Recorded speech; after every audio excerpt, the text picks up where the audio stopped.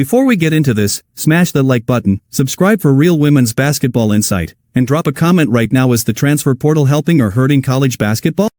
Because Geno Auriemma just said what a lot of coaches are thinking, but very few are willing to say out loud. In the era of the transfer portal, where players move faster than ever, rosters reset overnight, and commitment feels optional, UConn's Geno Auriemma is pushing back. Not with anger. Not with complaints. But with something far more dangerous. True. This is the coach who built a dynasty on patience, development, and trust, now navigating a system that rewards instant gratification over growth. Tonight, we're breaking down what Geno really means when he talks about commitment, why the transfer portal has changed the definition of loyalty, and why UConn may be one of the last places still demanding players stay uncomfortable long enough to become great. So lock in, because this isn't just about you. This is about the future of college basketball. Geno Auriemma doesn't raise his voice when he talks about the transfer portal. That's what makes it hit harder. No anger. No bitterness. Just a pause. A long one. The kind of pause that comes from someone who has seen every version of college basketball, and realizes this version may be the most complicated. When commitment today, he isn't talking about loyalty in a romantic sense. He's talking about time. About patience. About the uncomfortable middle, where growth actually happens. And in the transfer portal era, that middle is UConn was built on waiting. On staying. On players who didn't always start as stars, but became legends because they endured the process. Geno's greatest teams weren't formed overnight. They were forged through frustration, accountability, and trust that didn't pay off immediately. That's the tension Geno keeps circling back. The portal didn't just change rosters, it changed minds. Players now arrive with options already loaded. Coaches recruit while simultaneously re-recruiting their own locker rooms. Every practice, every rotation decision, every minute allocation carries an invisible pressure. If I'm unhappy, I can. Geno understands that reality. He's not naive. He knows players today face pressures previous generations never did: social media, branding, instant judgment, public comparisons. He knows mental health matters. He knows opportunity matters. But he also knows something else. Greatness rarely comes from shortcuts. When Geno addresses commitment, he often talks about development being nonlinear. About how the best players he's coached struggled early. About how discomfort wasn't a warning sign, it was the signal that growth was happening. In today's era, discomfort is often interpreted as disrespect. A reduced role becomes a reason to transfer. Coaching becomes criticism. Competition becomes threat instead. And that's where Geno draws the line. He doesn't oppose player movement. What he challenges is the idea that movement equals progress. That changing schools automatically fixes what's hard. At UConn, the standard has always been clear: nothing is promised except work.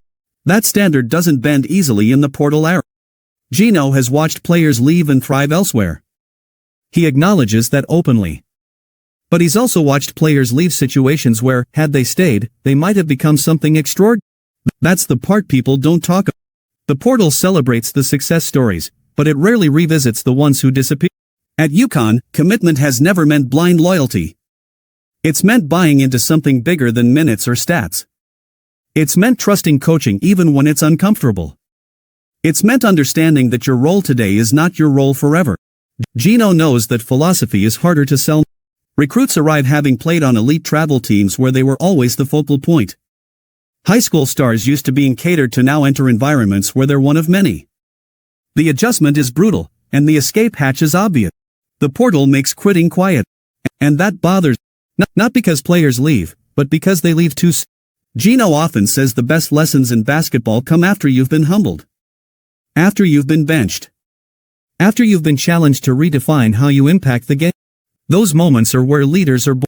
But they only happen if you stay long enough to experience. UConn's culture was built on shared suffering. On veterans teaching newcomers how to endure.